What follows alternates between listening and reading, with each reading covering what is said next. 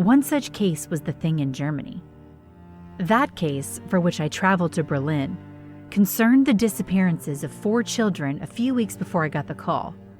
The children, all aged between 14 and 17, all attended the same high school in Berlin and were close friends. Initially, the police believed that the 4 might have run away together. The reason I was called in was the bone. 3 weeks after the children initially went missing, a walker in a remote area of the Black Forest in the southeast of the country was shocked when his dog Pete disappeared into an area of undergrowth, barking wildly. Naturally, the walker, a Mr. Vernbaten, went in search of his beloved pet. Though he could find no reason for the dog's racket and obvious distress, Mr. Vernbaten was deeply troubled by what the hound brought back with it. At first I thought it was just a stick, but as I looked more closely I saw flashes of pink and red, the crackled edges of what looked like cooked, almost charcoaled meat. I knew at once it was a bone, and though it's obviously a cliche that dogs love to chew on bones, sometimes it isn't healthy for them to do so, especially if that bone has been laying in some filthy corner of the woods for God knows how long. So I reached down and pulled the blackened thing from Pete's mouth. It was only then that I saw the detail. The bone that Pete had lodged in his mouth was wearing a ring. The ring, and indeed the finger and partial thumb joint that it was attached to, belonged to Annika Grossman, a 15-year-old who was amongst the 4 said to have disappeared from the city many miles from the forest. More disturbing still was the fact that Mr. Vernbaten had been correct when he had mentioned blackening and charcoal. The meat on the bones, though I hate to refer to a human body using those terms, was blackened. Not as initially thought, because someone had tried to dispose of the body by burning it, but because the flesh that was once on those bones had been cooked. Tooth marks running like long gouging scars into the bone themselves confirmed that some of the meat had been chewed from the bones. The dental signatures did not belong to an animal. How we were to find those responsible for this act and to bring them to justice was something I was left to figure out.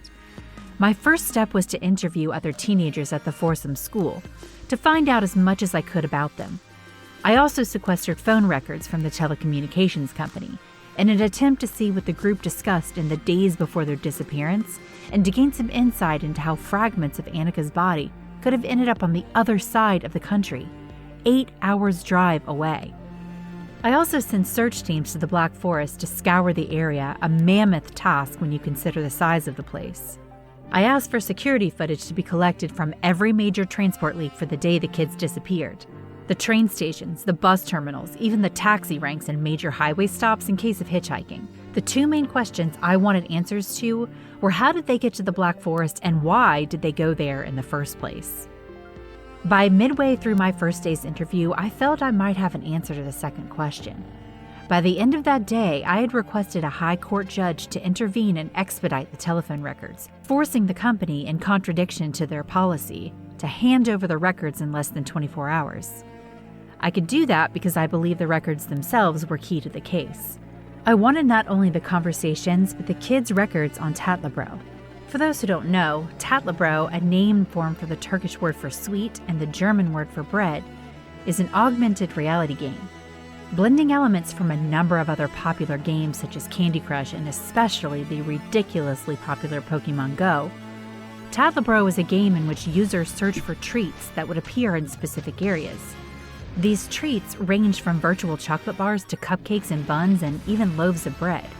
In case you've never seen an ARG game in action, I'll explain. The kids can hold their phones up to any location, filming the view, and if there's a prize available, they will see an animation of that prize in the view as if it were actually there in real life. Where we might, for example, only see a train station, the ARG view of the location might show the train station with sweets pouring from one side or a cake standing at the top of the stairs. By hovering the camera of their phones over this image, the kids can collect the prizes before other people discover them. Whoever collects the most wins, and in some games, such as Tatlebro, the players can collect real-world rewards once they collect enough of these animated prizes. The players will receive notification if there is a prize close to them and will sometimes travel all over a city to catch a rare prize. As I discovered from the interviews with the kids' friends, all 4 of the missing kids were huge Tatlebro players. Searching through their messages and their Tatleboro records, it was clear what the teens had done. One of the group, Gunther Hines, had come across a Reddit discussion thread that talked about an immense story of Tatleboro prizes, more bread than you've ever seen at a specific location within the Black Forest. According to the anonymous poster, the store had been put there by the game's manufacturers as a secret store for some lucky players to stumble across. He himself had followed a short trail and collected several golden loaves before having to turn back because of nightfall. The missing kids had planned not to turn back. CCTV footage from the train station confirmed that the 4 backpacks and camping equipment slung over their shoulders had boarded a train bound in the direction of the Black Forest and had phones at the ready, gone in search of major prizes somewhere in the woods. Of course, piecing these events together, one phrase and one story repeated over and over in my mind. The story was that of the flesh-eating witch in the fairy tale Hansel and Gretel. The phrase was breadcrumb trail. By 6 p.m. the next day, just as the sun was going down, I was walking into the Black Forest, myself accompanied by sniffer dogs, and a phone that not entirely legal hacker friend of mine had helped me use to access Annika's Telebrot account. Sure enough, its record showed prizes. Loaves of golden bread specifically collected within the Black Forest. Following the locations where the prizes had been picked up, I was able to follow the kids' footsteps to see where they'd walked on the breadcrumb trail, where they veered off the path and into the dark spaces between the trees.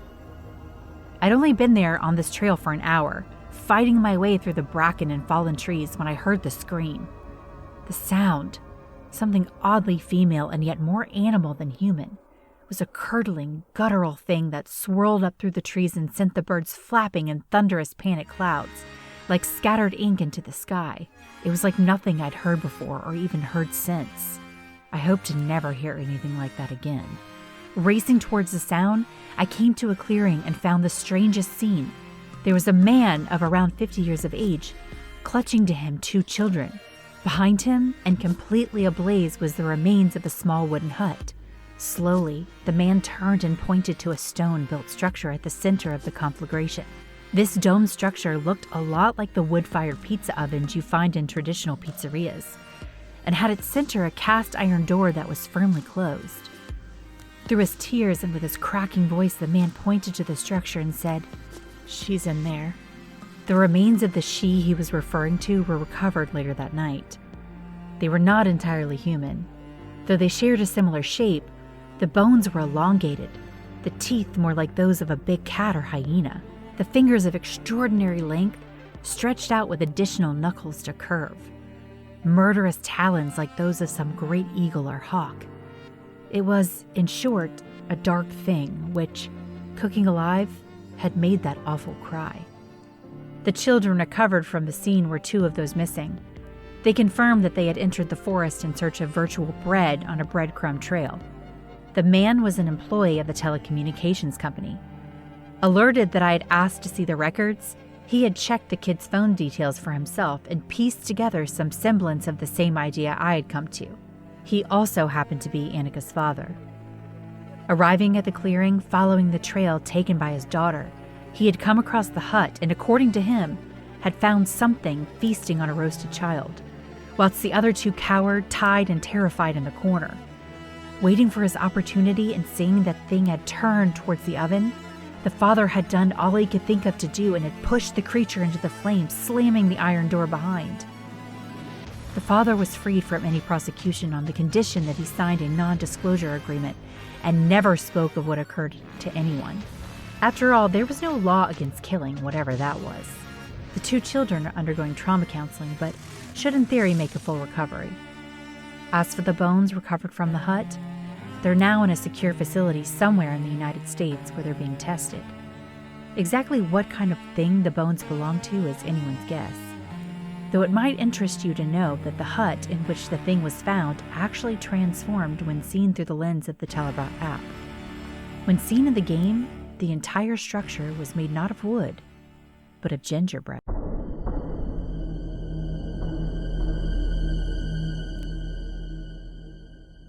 Dave is trying really hard to concentrate after he had received his sack letter on Thursday morning. This really messed up his plans for the big weekend with his friends at the club on Friday and his usual Saturday night out with the random date. Dave was so upset with Clara for having given him his sack letter in the presence of his colleagues at work. Dave felt so humiliated for the approach after his 7 years of dedicated and innovative input into the company. Dave was executive staff at the GMC Entertainment Holdings and a brainiac with extraordinary innovative ideas, so he doubted he was sacked because he was caught using some high-stimulant drugs, which was against the company's policy. Dave felt like Clara could have handled the situation more maturely, considering he was a big deal to the company. He pondered the issue all day, and he was convinced that Clara had only taken that action to get back at him because he had frequently turned down her love escapade requests. Dave spent all day watching the Discovery Channel, thinking, eating, and sleeping. By 9:55 p.m., he felt the urge to go out despite his awful situation. He thought going out with his friends at the club would help him feel better. Dave stepped into the bathroom and turned on the shower, but then immediately switched it off and went back to his room as he was just in his feelings. Dave put on his favorite hoodie and took an Uber to the club. As the driver drove along the route, Dave was completely lost in his thoughts. It wasn't until the Uber driver gently tapped him to inform him he had reached his destination that Dave woke up out of it. He paid the driver and eagerly stepped into the club. He was hailed by many people as he went in, as Dave was a popular narcissist at the Cambo Club. He saw his friends hadn't arrived yet, so he sat alone at their usual spot in the club. It was a VIP section. He was quickly served several alcoholic drinks upon his demand. So within 30 minutes, he was already drunk to a stupor. The noise was making it unbearable for Dave at the club, so he stepped out. He saw his friends at the entrance of the Cambo Club who were about to have their usual Friday night bang.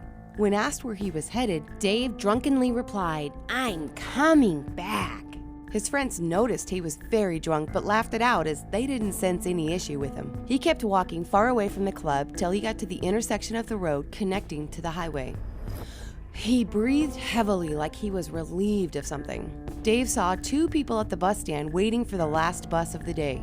He approached the bus stand where these 2 people, a middle-aged woman and a young guy, were sitting. He thought they were some factory workers coming back from work. Dave got his phone out from his hoodie and saw the time was 11:45. He sighed and said, "I need to be home." He scrolled through his phone aimlessly. A thought of Clara flashed back to him, and he was suddenly filled with a rush of anger. The other young guy waiting for the bus was very somber and looked downtrodden. He had lost his fortune, which he invested in some crypto coins. The bus seemed like it was taking forever, finally arrived at the bus stand where Dave and the others were about to get on board, when he noticed the face of the middle-aged woman looked like someone he knew, but he couldn't quite figure it out. The bus was otherwise empty. Dave sat in the last seat of the bus while the middle-aged woman sat in the 4th row next to the window, and the young guy sat behind the driver.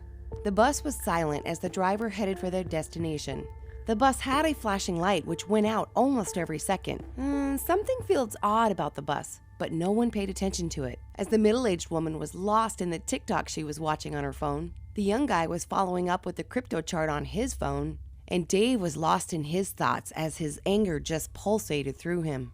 The driver noticed how silent the bus was, so he switched on the radio on the bus. A mid-tempo song came on. He loved it and felt the passengers on board would love it too. The middle-aged woman on board started singing the song word for word. Something strange occurred next. This time, the flinching of the bus light lasted for a minute, then the usual seconds. Immediately, the bus went dark.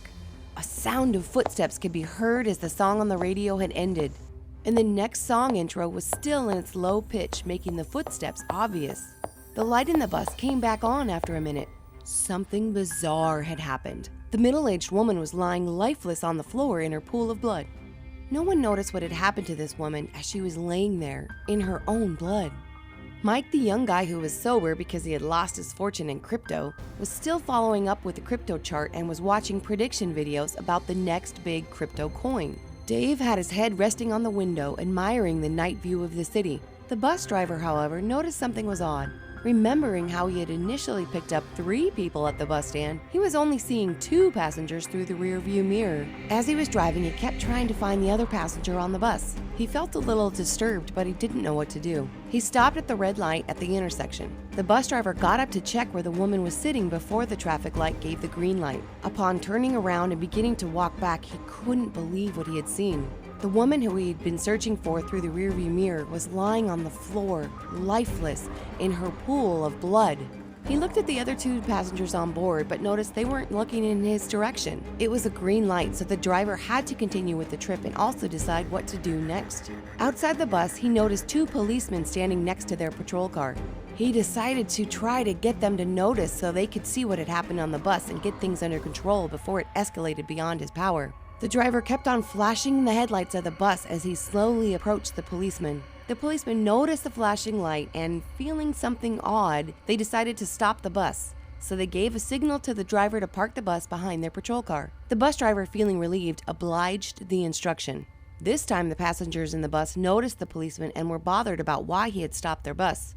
The young guy who sat behind the driver turned back to look at the other passengers to see their reactions, but he only saw Dave, who was sitting calmly. The woman was nowhere to be seen.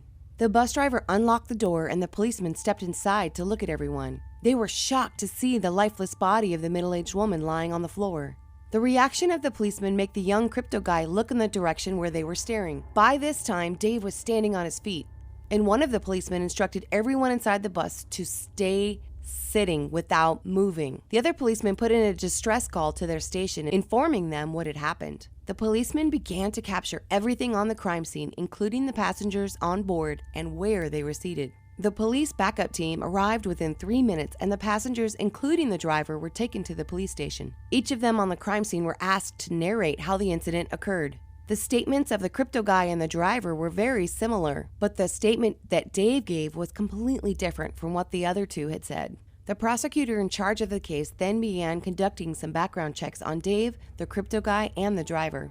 They all came out clean on the prosecutor's side, but the story that Dave had told was not adding up. While the investigation continued, they noticed a strange chat on Dave's phone which they had confiscated, which he had sent to his friend. While the investigation was broadening, they had taken their phones. They had noticed a strange chat on Dave's phone, which he had sent to his friend. He had deleted some of the chat, but the last text he received informed him to stay calm no matter what happens. He was interrogated on what the previous conversation was, but he told the investigators the text was a sequel to the sack letter he had received and nothing more. The investigating team on the case were not satisfied with the response, so they requested his service provider to share the details of the previous chat, as the person Dave was texting wouldn't answer his phone when he received a call from the investigators. Dave's service provider sent in the documents of the previous conversation the following day, and the context of the text revealed he was communicating with someone on the other end about what he had done. Upon further investigation and interrogation, Dave was found guilty of killing the woman, and his motives were simply because he could see the face of Clara in the middle-aged woman as he got on board the bus. And while on the bus, he contemplated on how to deal with her. He claimed his actions were completely under the influence of alcohol, and he reached out to one of his friends once he realized what he had done. Dave was eventually sentenced to life in prison for killing Jessie, who was a single mom with a daughter. What do you think of Dave and his actions? Let me know in the comments section. Subscribe to this channel to stay updated on more content.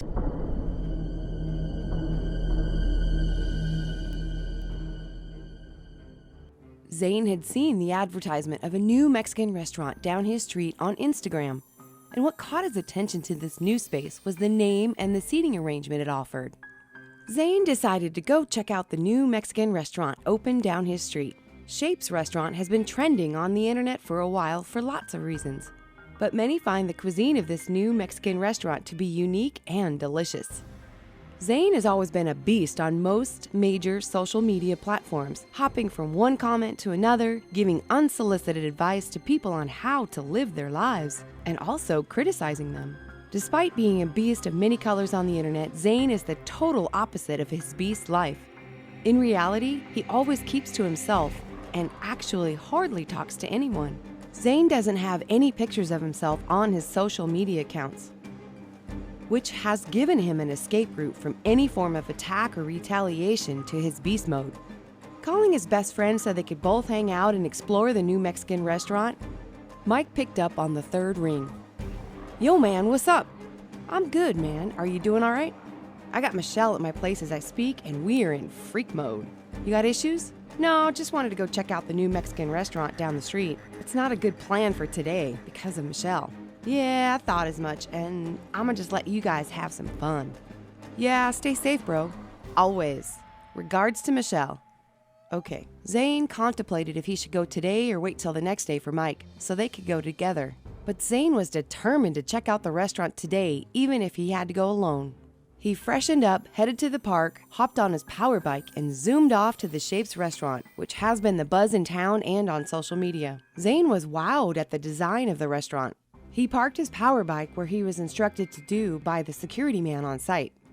Zane was feeling some sort of adrenaline rush, like a child expecting a cookie from his mom who went shopping. He strutted in and was greeted by a beautiful lady who nicely asked him where he would like to sit, as she presented a picture card of different seating arrangements at the restaurant. Zane replied with a dazzling smile, "I think I prefer the zigzag." "Okay," the lady said, and led him to the zigzag area of the restaurant. Zane sat on the last corner of the zigzag seat, closest to the giant transparent glass divider in the restaurant. The zigzag area was the most unique seating arrangement in the restaurant. A waitress with a very nice smile approached Zane, informing him to scan the QR code on his table so she could take his order. He was excited about the wonderful treatment he had been receiving. Zane wished Mike was here to make the experience more fun. Before Zane scanned the QR code, he was on his Instagram account, which he had always used to be a beast online. The waitress was close enough to him and could see what he was doing on his phone. He was looking at his profile on Instagram to see the new number of his followers. But by doing so, the waitress became more interested in what he was doing and somehow saw the username on his profile. It was familiar to her, but she couldn't pinpoint where she had seen the username before. Zane then scanned the QR code and ordered mole because of the name. The waitress gave him a bright smile and responded, "The mole is great. It should be ready in just a few minutes." Zane was anticipating the food more than he had anticipated anything in his life. He kept on admiring the structure of the restaurant and the seating arrangements. He tried to look at what other customers in his zigzag seating area were doing, but the other two customers in the zigzag area were all busy with their phones and food. The waitress gave the chef Zane's order. She took a minute's permission from her supervisor to go to the ladies' room. She was really interested in the username which she had seen on Zane's Instagram account. It seemed so familiar. She took out her phone and logged into her Instagram to confirm this familiar username as she typed it out. @Yan21. She was surprised to realize it was the same Instagram handle that had insulted her for calling off her wedding only 2 days before it was supposed to happen. The comment was so brutal, and it caused her to go into a severe depression. This had all happened about 2 years ago. The waitress, Karina, was relieved to have finally met the person who put her into such a tough situation for some time. Karina went back into the main restaurant to pick up his order and deliver it to Zane. As she stepped into the kitchen, her supervisor complained about her being a minute late. She picked up Zane's food and approached his seat. She was nervous, sad, angry all at the same time as she approached Zane, but she let things go. She smiled upon reaching Zane's table and delivered all he had requested. She moved to the next new customer who was on the zigzag seat close to Zane, who had requested her presence. A loud bang occurred outside and everyone in the restaurant looked in the bang's direction. The sound was like a bomb explosion. Something bizarre happened to Zane as he was looking toward the loud bang as well. He was stabbed in the neck and then he couldn't talk, nor could he call for help. He put his head on the table in front of him while he was battling for his life.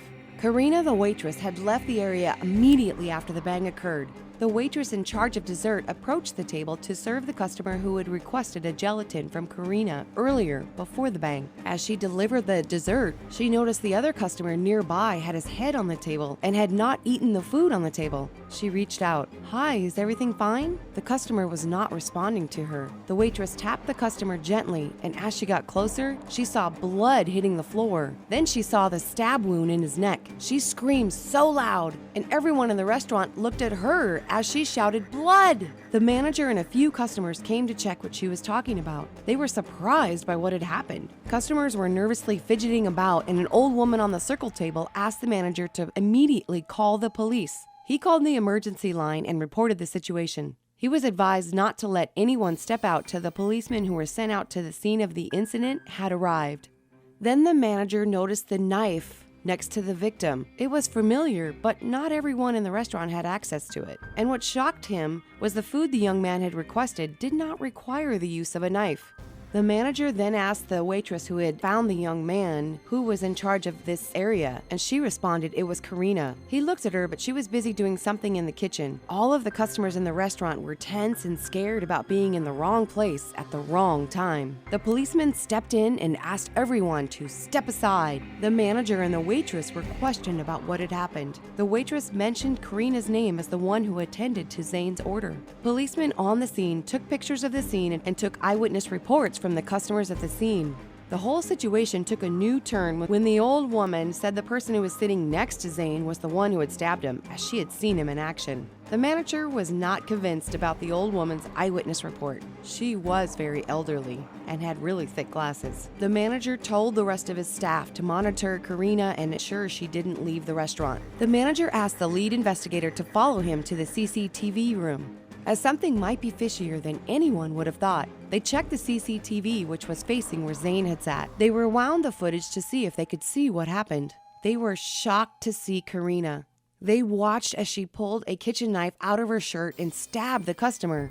The policeman then went into the main restaurant to question Karina again and arrest her. As he approached her, she told the lead investigator what she did before he even asked her any questions.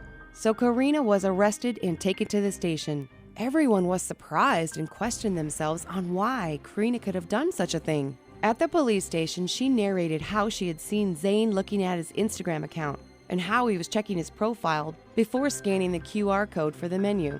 She told the lead investigator she took a kitchen knife when she had a minute break, and that was when she decided to take revenge on him. She further told the lead investigator the loud bang was a coincidence in what she had in mind, and she took advantage of the moment. She was charged, and in court she tried to defend herself by saying she took revenge on Zane for what he had said to her some years ago, and how it put her into a depression for months.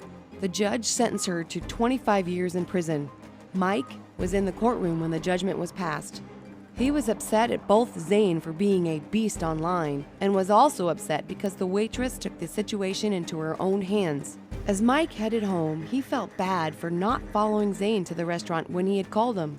What do you think of Zane's beast life and Karina's actions? Let me know in the comments section. Subscribe to this channel to stay updated on more content to come. The detective's job isn't really even to solve a case. You try, of course, as you always would. But in those cases, it feels like the wheels are already in motion. Like justice is coming whether you bring it or not. In those cases, it seems as if for whatever reason, the criminal crossed the wrong person, and it is only a matter of time before vengeance finds them. In cases like that, all the detective can do is stand back and watch. So it was with Melanie Ware. 11 years old, intelligent, funny, and well-liked by her peer group. Murdered by Alan Warner with help from his girlfriend and accomplice, Lillian Fields. Melanie had been walking home from school back to her grandmother's house. It was August 10th, the height of summer, and the mercury in the thermostat had not fallen below 100 degrees Fahrenheit all day. The sky was clear, and Melanie walked home in the broadest of what people call broad daylight. Still, it is a misconception that monsters only hunt at night, or do what they do in the dark.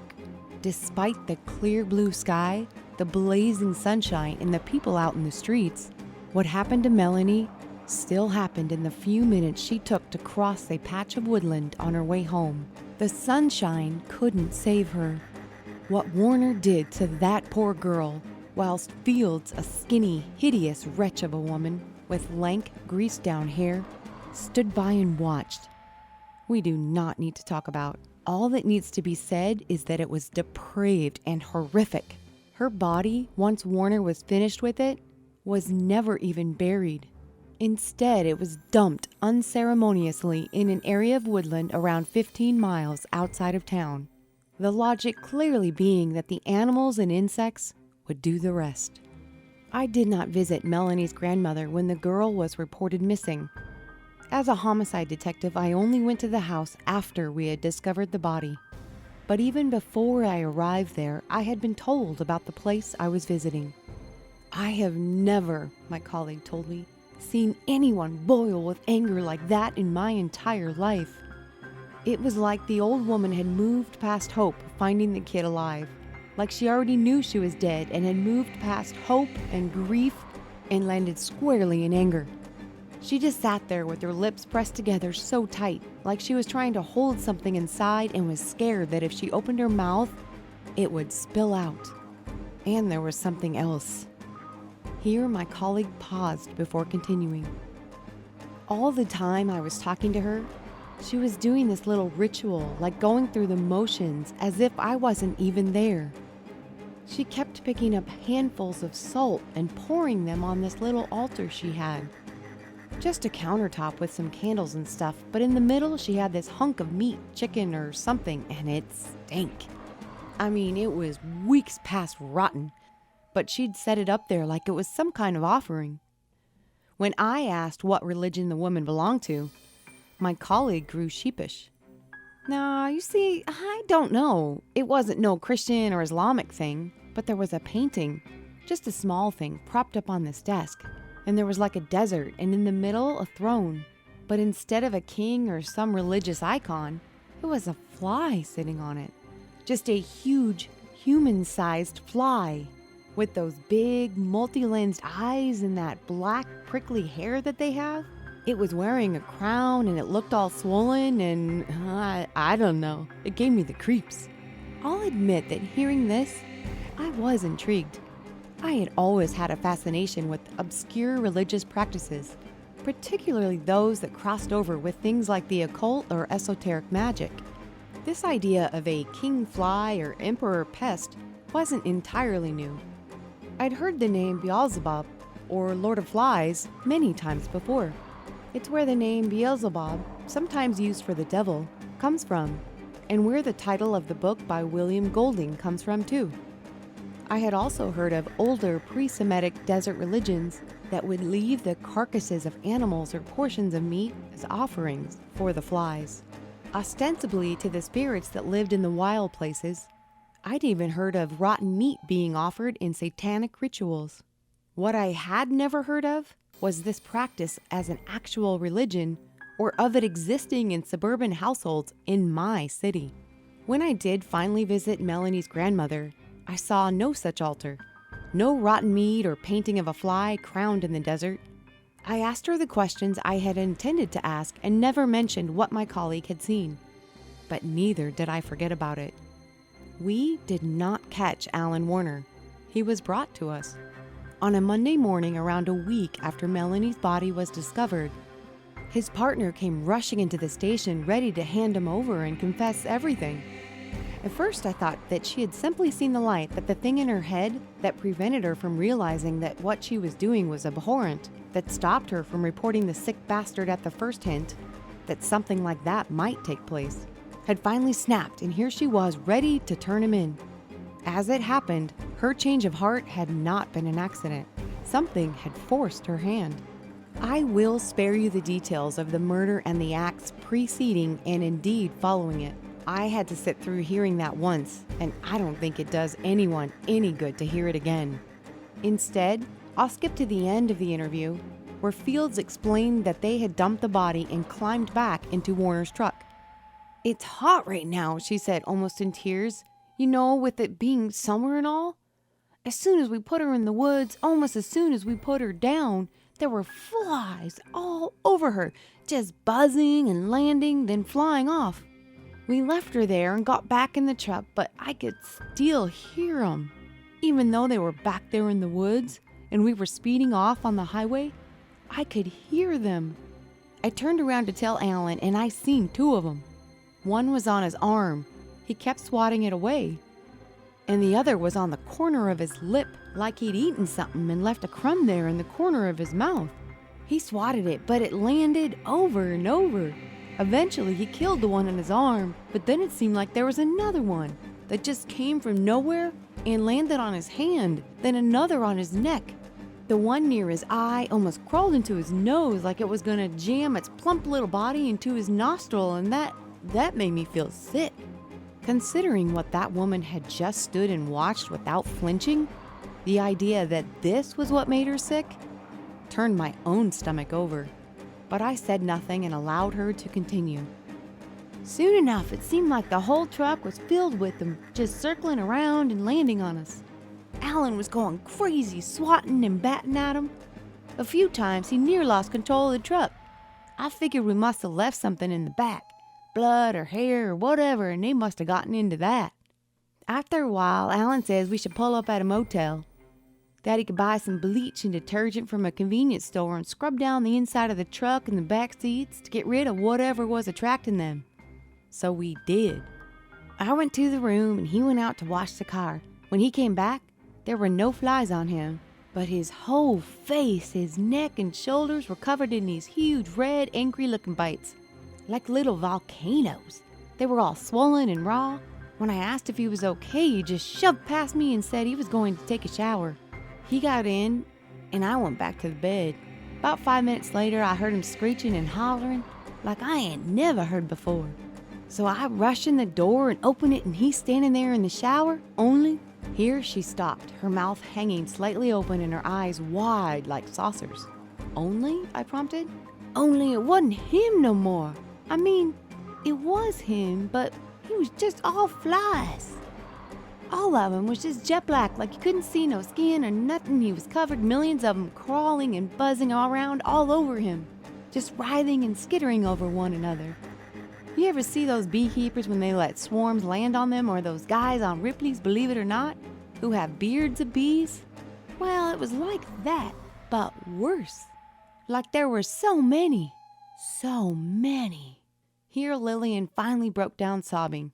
I am not ashamed to say I had very little sympathy. I mean, he was covered completely like someone had just dipped his whole body in tar. He was black, just all black from head to toe. I couldn't see his eyes, his mouth, anything. His whole head was just a huge ball of flies. And the noise, it was deafening.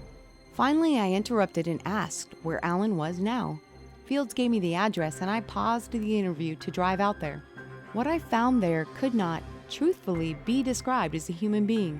Never in my life before or since have I seen so many insects in one place. Alan Warner was coated in them. Not 1 millimeter of his own skin was visible, and he appeared slumped in the corner like a creature made up entirely from the bodies of flies.